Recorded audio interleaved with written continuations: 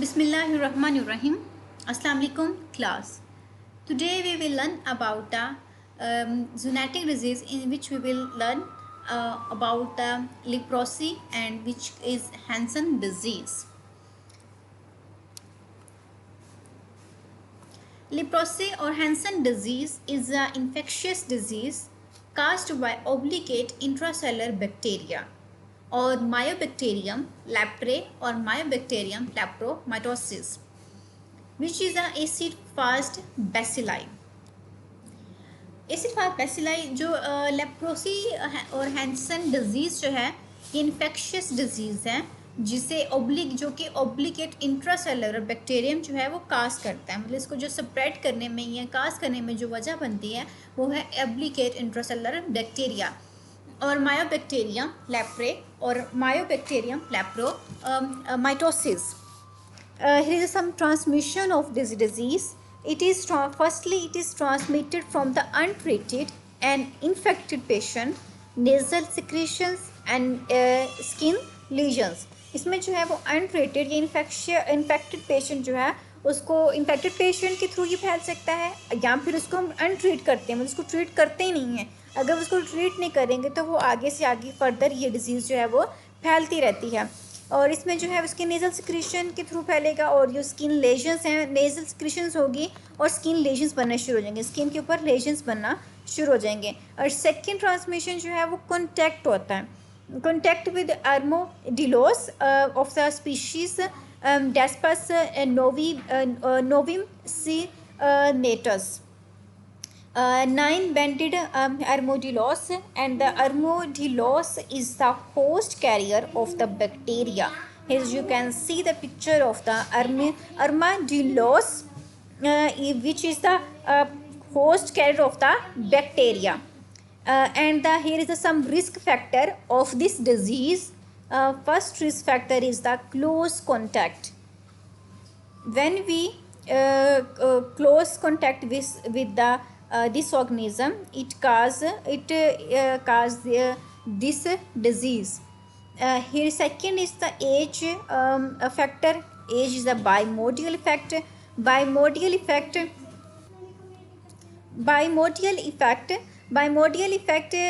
in which the peoples are between age of 5 to 15 and the older than 30 years old.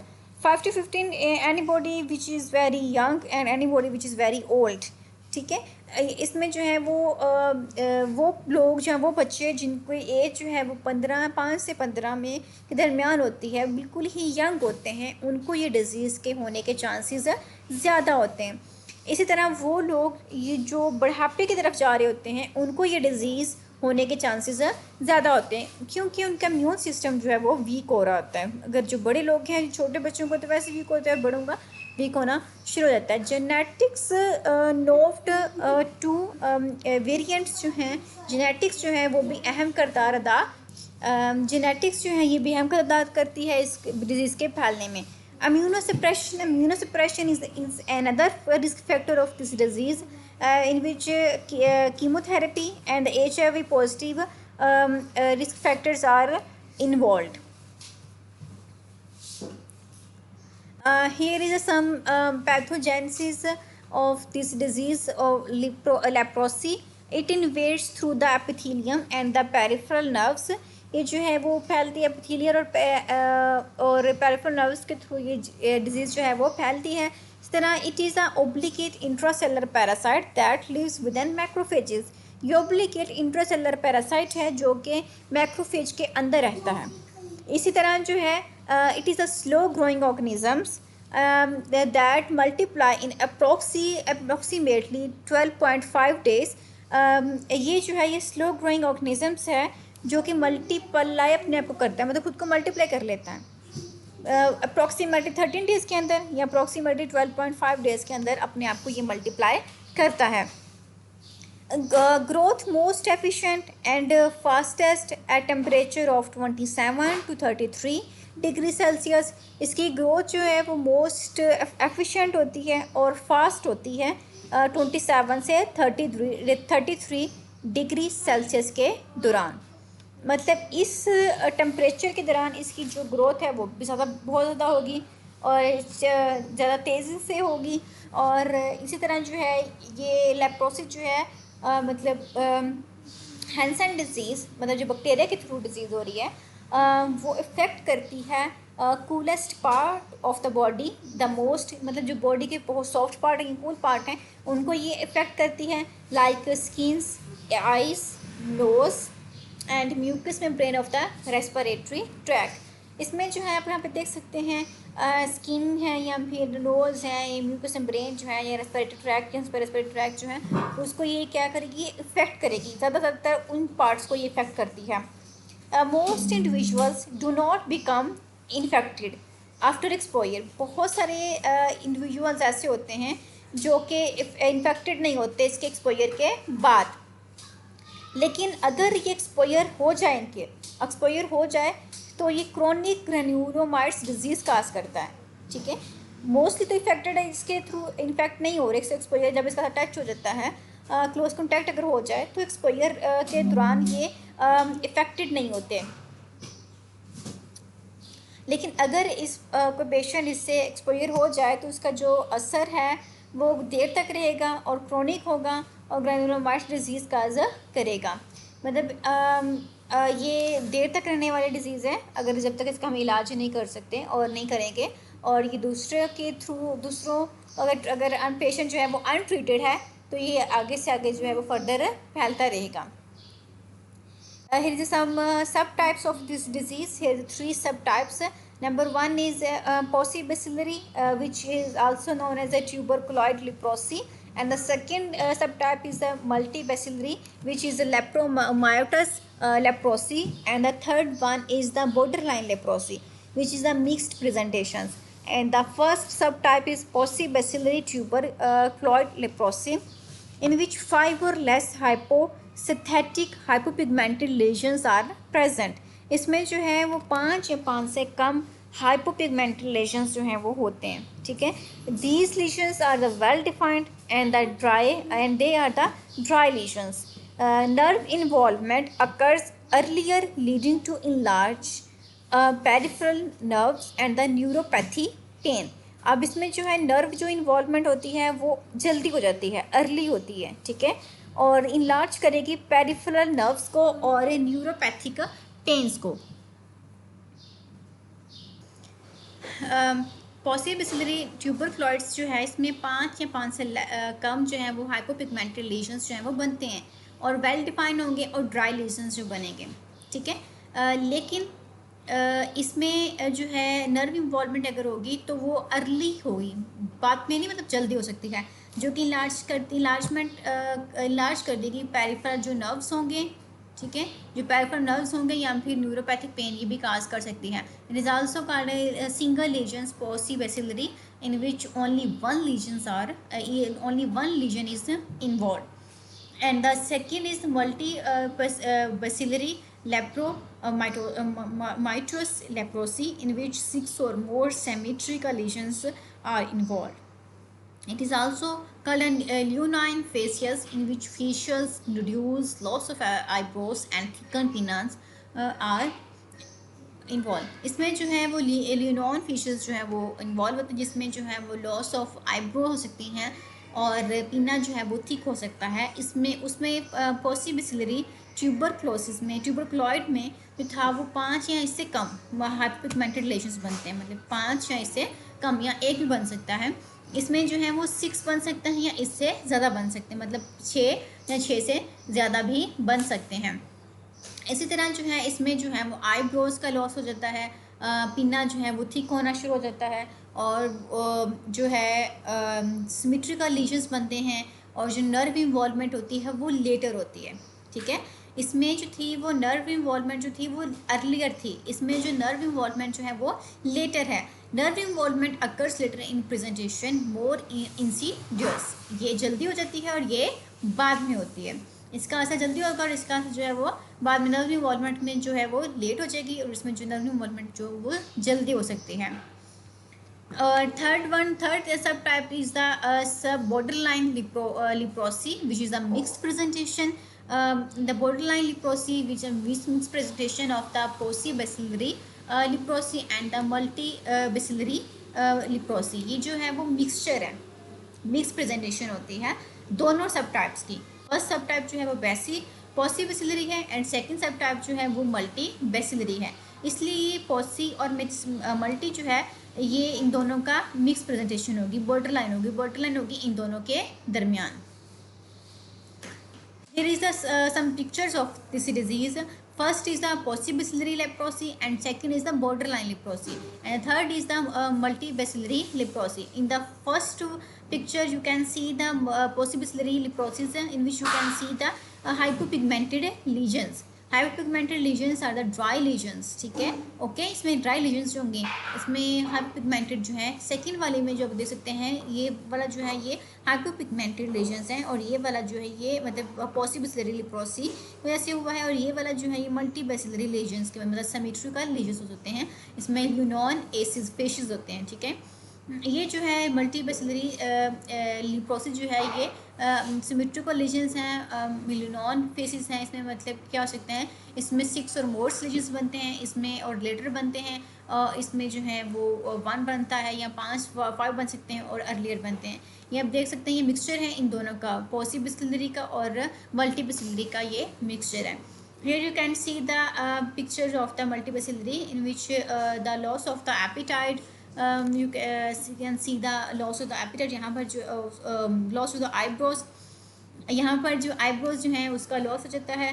जिस तरह जो है वो पिन्ना जो है उसका थिक होना शुरू हो जाता है, पिन्ना जो थिक होना शुरू हो जाता है और ये लेजन्स जो हैं 5 और 6 लेजन जो हैं वो सिमेट्रिकल जो है वो बनना शुरू हो जाते हैं. Here is some manifestations and the complications of this disease. One is the neuropathy, and in the neuropathy sensory loss is very major problem in which sensory loss is involved. इसमें जो है वो सेंसरी लॉस जो है वो होगा किसी भी पेशेंट के अंदर अगर वो इस चीज़ से को फेस कर रहा है, इस प्रॉब्लम को फेस कर रहा है. न्यूरोपैथी में आपका सेंसरी लॉस हो सकता है और एम्पिटेशन हो सकती है. एम्पिटेशन में क्या होगा, आपके जो हाथ हैं या आपके पाँव जो हैं उसकी जो फिंगर्स हो सकती हैं उसका लॉस होना शुरू हो जाता है. आपके फिंगर्स लॉस हो सकती हैं, पाँव की हाथों की फिंगर्स लॉस हो जाएंगी. और ऑप्थैलेमिक इंजरी जो है, ऑप्थैलेमिक इंजरी में जो है ये हमेशा इन्वॉल्व होता है आइज़ से. मतलब आइज़ जो है उसकी वो आपकी वीक होना शुरू हो जाती हैं, आई साइड जो है वो वीक हो जाएगी, आइज़ जो है वो ड्राई होना शुरू हो जाएगी. इसी तरह जो कॉर्नियल एब्रेशंस हैं वो आपके होना शुरू हो जाएगा. ये एब्रेशंस हैं ये आइज़ के बारे में हमने देखा कि आइज़ जो है वो वीक हो जाएंगी. इसका जो ड्राइनेस है उसमें ड्राइनेस आइज़ के अंदर जो है वो ड्राइनेस आना शुरू हो जाएगी. इस तरह इम्यूनोलॉजिक रिएक्शंस है. Third one is the immunologic reactions complication. Third complication is the immunological reactions in which fatigue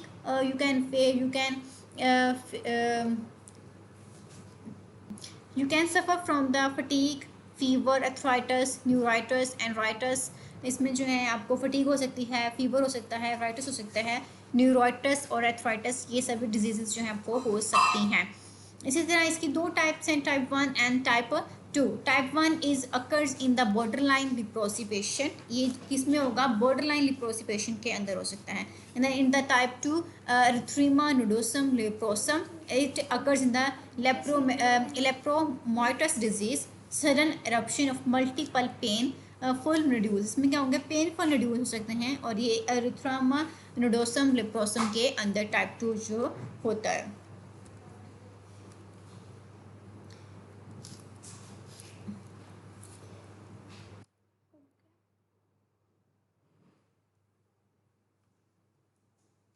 Here is some diagnosis and the treatment of this disease. First treatment is the first diagnosis is the biopsy of the skin lesions. आप क्या कर सकते हैं, biopsy करवा सकते हैं skin lesions की.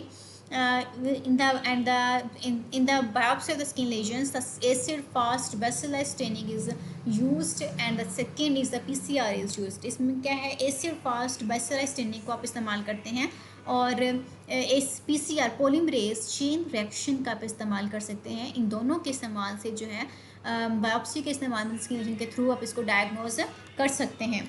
और इसके अलावा जो है वो सेकंड जो है वो हिस्टोलॉजी है, हिस्टोलॉजी की मदद से आप इसको डायग्नोज जो है वो कर सकते हैं। इसकी डायग्नोसिस दो तरीके हो सकती है, बायोप्सी के थ्रू हो सकती है और हिस्टोलॉजी के थ्रू इसको आप डायग्नोज कर सकते हैं। And here is some treatment of this disease. First treatment is a single lesion paucibacillary, and the single dose in the single lesion paucibacillary में आप करते हैं सिंगल डोज रिम्फाफिन का इस्तेमाल करते हैं, ठीक है। सिंगल लेजन पॉसिबेसिलरी के अंदर आप सिंगल डोज रिम्फाफिन का इस्तेमाल करते हैं, कर सकते हैं सिंगल डोज। और ऑफ्लोक्सासिन का इस्तेमाल कर सकते हैं, माइनोसाइक्लिन का इस्तेमाल कर सकते हैं। इन सब का जो आप इस्तेमाल करके आप सिंगल लीजन पॉसिबेसिलरी जो है इसकी ट्रीटमेंट कर सकते हैं। एंड द सेकेंड इज पॉसिबेसिलरी, जिसमें आप 5 और मोर स्लैश हो सकते हैं। ये सिंगल में था, ये उससे मतलब 5 से ज़्यादा, 1 से ज़्यादा हो सकता है। इसमें जो है पॉसिबेसिलरी लीशंस के अंदर आप कर सकते हैं डेप्सोन का इस्तेमाल कर सकते हैं। डेप्सोन का इस्तेमाल आप डेली कर सकते हैं। और रिम्फाफिन जो है उसका इस्तेमाल आप मंथ के लिए मंथली कर सकते हैं, 6 मंथ के लिए, मतलब मंथ में करेंगे और 6 मंथ के लिए करेंगे, ठीक है। मंथ के अंदर करेंगे लेकिन 6 मंथ के लिए आप इसको अप्लाई करेंगे। और इसी तरह जो है वो मल्टी बेसिलरी जो है मतलब कि 6 और मोर जो लेजेंस में बनते हैं, 6 और मोर लेजेंस इसमें बनेंगे, उसमें जो है वो डॉप्सन जो है उसको इस्तेमाल डेली इस्तेमाल कर सकते हैं।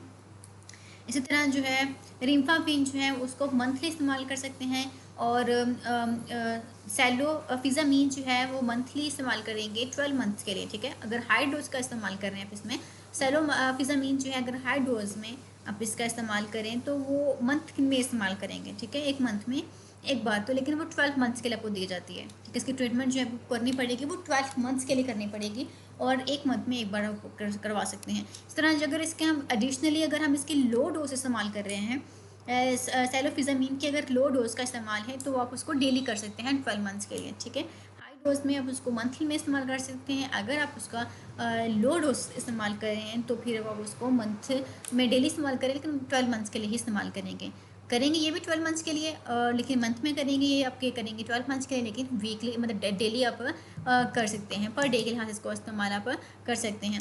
इस तरह 3 ट्रीटमेंट थे, single lesions paucibacillary and paucibacillary, and third is multibacillary, ठीक है। सिंगल लीजन पॉसिबेसिलरी में आप सिंगल डोज यूज़ कर रहे थे रिफाफिन का और ऑफ्लोक्सासिन का, माइनोसाइक्लिन का इस्तेमाल कर रहे थे। लास्ट स्लाइड्स में था आप एरिथ्रोसाइक्लिन्स का इस्तेमाल कर रहे थे, इतना टेट्रासाइक्लिन का इस्तेमाल कर, इसमें जो है रिफाफिन का भी इस्तेमाल कर रहे थे। इसमें रिफाफिन है, ऑफ्लोक्सासिन है और माइनोसाइक्लिन का इस्तेमाल करते हैं। इस तरह पॉसिबेसिलरी में हम डेप्सोन का इस्तेमाल कर सकते हैं और डेली इस्तेमाल कर सकते हैं। और जो रिफाफिन है जो उसका मंथली लेकिन 6 मंथ के लिए इस्तेमाल करेंगे। और मल्टी में हम डेप्सोन का डेली और रिफाफिन का मंथली और साइक्लोफिजामिन का डेली भी और मंथली भी इस्तेमाल कर सकते हैं। Here you can see the reference of this topic, and now thank you and Allah Hafiz.